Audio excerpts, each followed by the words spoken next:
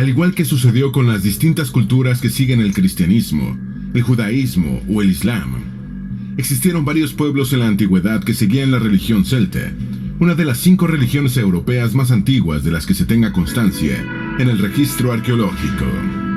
Los celtas adoraban cerca de 600 dioses y vivieron en lo que actualmente es Alemania, Austria, Suiza, Francia, España, Portugal, las Islas Británicas y China. Acompáñanos a explorarla.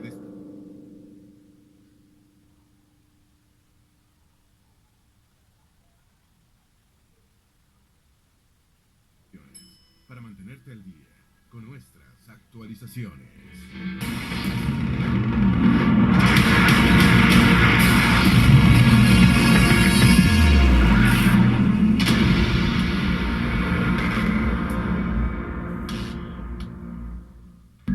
Las migraciones celtas. Uno de los aspectos poco conocidos de la religión celta tiene que ver con los pueblos de los que se originaron, o incluso cuál fue el alcance de dicha religión en el continente europeo.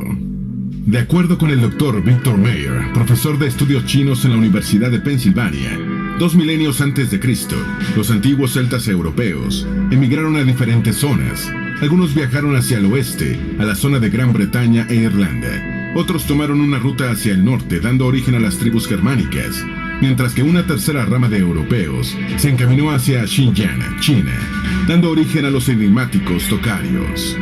Los grupos históricamente documentados que emigraron hacia las Islas Británicas fueron los Scottish. De acuerdo con las crónicas de la Edad Media, fueron un pueblo que se dividió en lo que actualmente son los irlandeses y escoceses.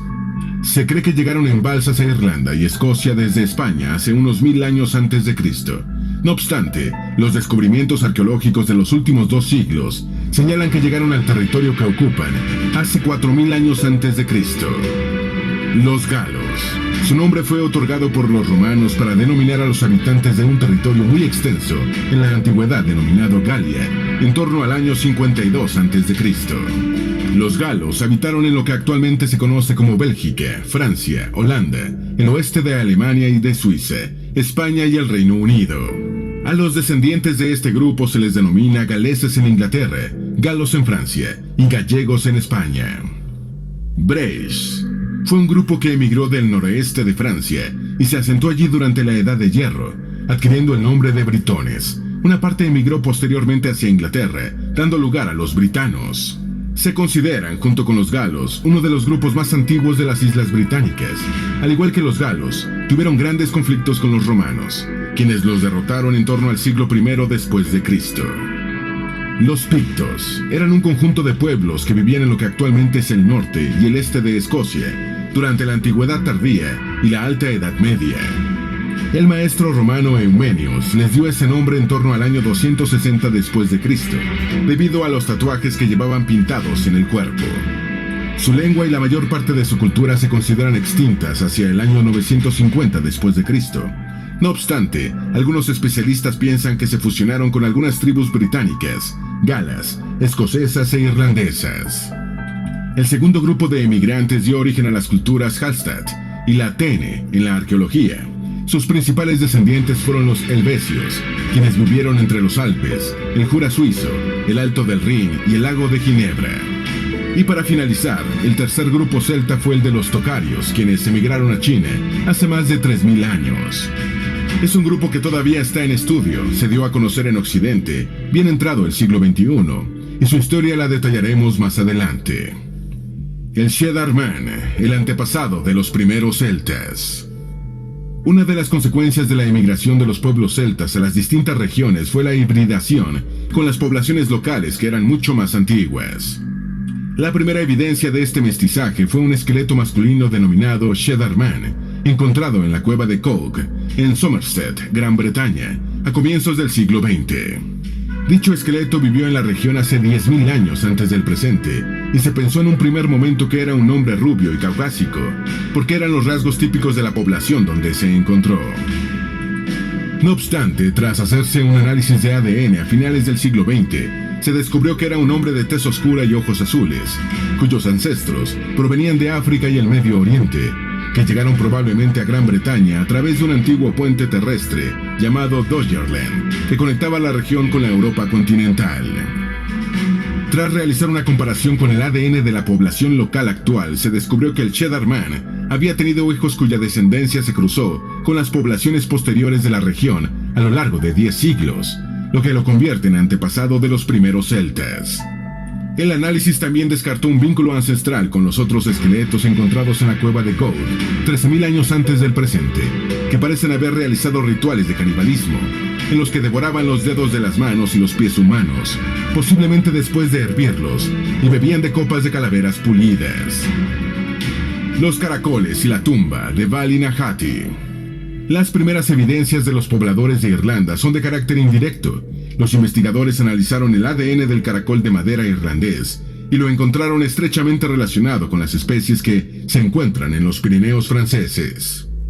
Esto los llevó a conjeturar que los caracoles fueron traídos a Irlanda como fuente de alimento por una comunidad de comerciantes o migrantes europeos mucho más antigua, hace 8.000 años antes del presente.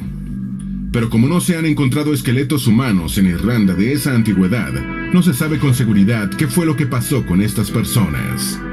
Posteriormente, en el año 2005, Bertie Curry descubrió los restos de 3 hombres enterrados bajo la entrada del bar Curry's McCugex, en la isla de Rathlin, en el condado de Antrim, que vivieron hace 3.000 y 4.000 años antes del presente. Los 3 hombres de la isla Rathlin portaban lo que ahora es el tipo más común de cromosoma, Y, irlandés, heredero solo de antepasados masculinos.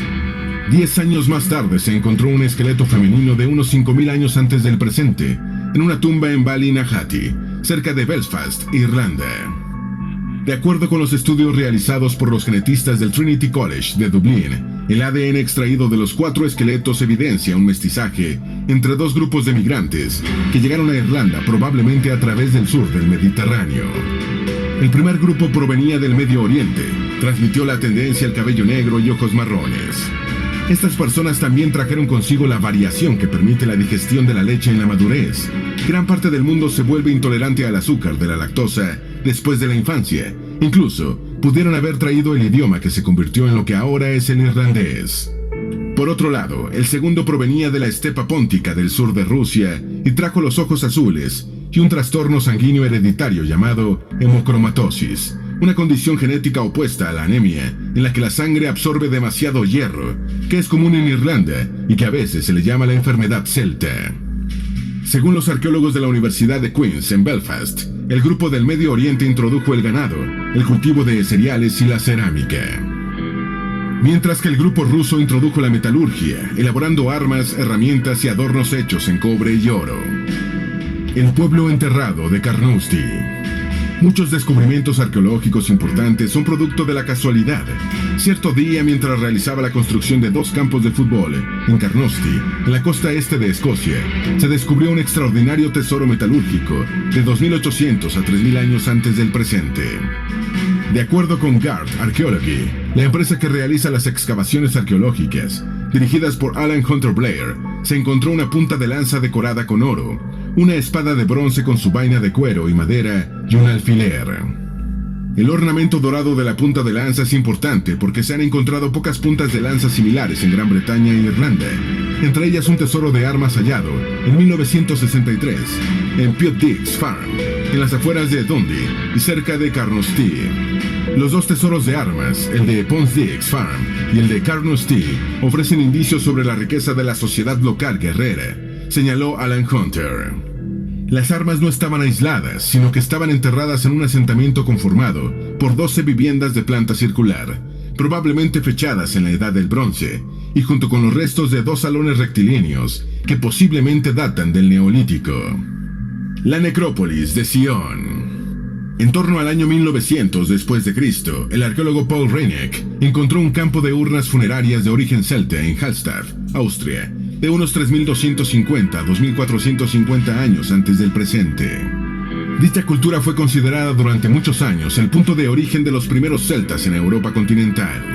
Durante muchos años no se conoció otro asentamiento a gran escala de ese periodo, hasta el descubrimiento de la gran necrópolis celta de Sion, al suroeste de Suiza, que fue descubierta mientras se intentaba construir un aparcamiento para la Fundación San José en el sitio de Don Bosco.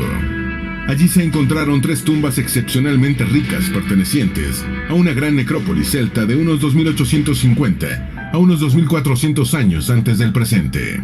La primera tumba pertenecía a un guerrero enterrado con numerosos adornos, un cuchillo y una espada de bronce con pomo de marfil. La segunda tumba pertenecía a una mujer cuyo cadáver fue inhumado. Su ropa incluía torques, un cinturón, 2 alfileres para mantener el vestido fijo, 2 brazaletes y un aro ornamental para el tobillo. Mientras que la tercera tumba pertenecía a una chica con un collar de oro, una serie de discos de oro finamente cincelados y 2 pares de brazaletes. A estas 3 tumbas le siguió el descubrimiento de otras 27 tumbas de menor rango, fechadas entre finales de la Edad de Bronce y la Segunda Edad del Hierro, que abarcan una zona de 10.000 metros cuadrados y que son, de acuerdo con el Cantón de Bailas, la necrópolis celta suiza más importante a nivel nacional. La tumba gala. Una de las variantes de la religión celta es la religión celtibérica, profesada por los pueblos arebacos, palendones, velos, titos, verones, lobetanos, lusones, situados en Francia, Portugal y España, principalmente. Dicha variante fue influenciada por los griegos y romanos y adoptó la escritura hace unos 2200 años antes del presente, algo que la diferenció de la vertiente celta principal, que era de carácter oral. Sin embargo, excavaciones del 2005 revelan que sí hubo grupos celtas tradicionales en España, y no solo celtíberos influenciados por los romanos. En un yacimiento arqueológico situado en Peñaitero, Navarra, un grupo de arqueólogos, dirigidos por Manuel Medrano y María Antonia Díaz, descubrió una gran residencia fortificada de un jefe tribal, príncipe o militar celta, junto a las viviendas de sus súbditos. En el interior de la residencia había una habitación rectangular con paredes de piedra, donde se encontró la mandíbula y fragmentos del cráneo del príncipe, cuyas piezas dentales confirman que murió a avanzada edad, aunque no se ha encontrado el resto del cuerpo. Según Medrano, la singularidad no es haber separado la cabeza del cuerpo, enterrarla mirando al este para que protegiese a los moradores de los peligros y usarla como elemento mágico protector, ya que los celtas creían que el alma y el poder de una persona residían en la cabeza, sino en el hecho de que al príncipe se le construyera una casa en miniatura dentro de la fortaleza. La importancia de este descubrimiento es que este tipo de estructuras sociales no son comunes en la península, sino que son más propias de los galos provenientes de Francia o incluso de las Islas Británicas. Los tocarios. De acuerdo con una serie de manuscritos chinos elaborados en torno al año 150 a.C., los antiguos chinos se encontraron con 2 pueblos de origen europeo, a los que denominaron Yuezhi y Busun, quienes vivieron hace 1800 años antes de Cristo en la cuenca del Tarim, actualmente en la región autónoma de Uigur, en Shanjin, al oeste de China. Según los cronistas chinos, los Yuezhi y Busun eran rubios, pelirrojos y de gran estatura, hablaban un idioma indoeuropeo y convivieron en relativa paz durante milenios. No obstante, un día una tribu de hunos procedentes de Mongolia sometieron a los Busun y los obligaron a luchar, por razones desconocidas, contra sus antiguos aliados los Yuezhi, llevándolos prácticamente a la extinción en torno al siglo I a.C. No obstante, tras varias décadas huyendo del avance de sus enemigos, los últimos sobrevivientes de los Yuezhi se lograron establecer en la ciudad de Bactria, adoptando el nombre de los tocarios. De este modo, los Busun se hicieron con el control del valle de Li y se expandieron hacia el lago Balkhash, ocupando un gran territorio, siendo su sede conocida actualmente como Zungaria, en lo que hoy son las fronteras de China, Rusia y Kazajistán. Las momias de Tarim. Si bien el relato del origen de los tocarios y los Busun fue considerado durante muchos años por los investigadores chinos como un mito, más que un hecho corroborable, las momias naturales encontradas en la cuenca del río Tarim, que surgen cuando un cuerpo es disecado debido a las altas temperaturas ambientales y no por intervención humana, les demostraron que estaban equivocados. Las primeras momias europeas del Tarim, encontradas al oeste de China, entre el Tíbet y Mongolia, fueron descubiertas por los exploradores Aurel Stein y Sven Hedin entre finales del siglo XIX y principios del siglo XX. Dicha investigación se paralizó y no fue retomada hasta las décadas de 1970 y 1980, cuando se descubrieron 115 momias de aspecto caucásico en la cuenca del río Tarim. De las momias encontradas hasta la fecha en la región se destacan: la belleza de Loulan. Una momia femenina de unos 40 a 48 años, que tenía 1.52 metros de estatura, el pelo rojo y los ojos azules. Se estima que vivió hace 1800 años antes de Cristo y que su tipo de sangre era O. El hombre de Cherchen. Una momia masculina de 1.80 metros de estatura, pelo castaño rojizo y pómulos y nariz angulosos. Se estima que vivió hace 1000 años antes de Cristo. Sus pantalones están hechos de lana de oveja teñida en 3 colores, rojo, amarillo y azul, lo que recuerda a las telas escocesas. Junto a este hombre aparecieron las momias de 3 mujeres y un bebé. Una de las mujeres, de 50 años aproximadamente, de cabellera gris peinada con 2 trenzas con lazos de color naranja. El niño también estaba vestido con un tejido de lana de oveja, tenía un gorrito azul del mismo material y llevaba 2 cuentas de lapislázuli en sus ojos. ¿Por qué se piensa que las momias de Tarim son celtas? Si bien se pensó que estas momias tenían un origen nórdico en un primer momento, la evidencia de algunas herramientas y adornos encontrados junto a ellas parecen indicar, al menos de manera preliminar, un origen celta, puesto que tienen gran similitud con los artefactos y obras artísticas de la cultura Tene en Europa.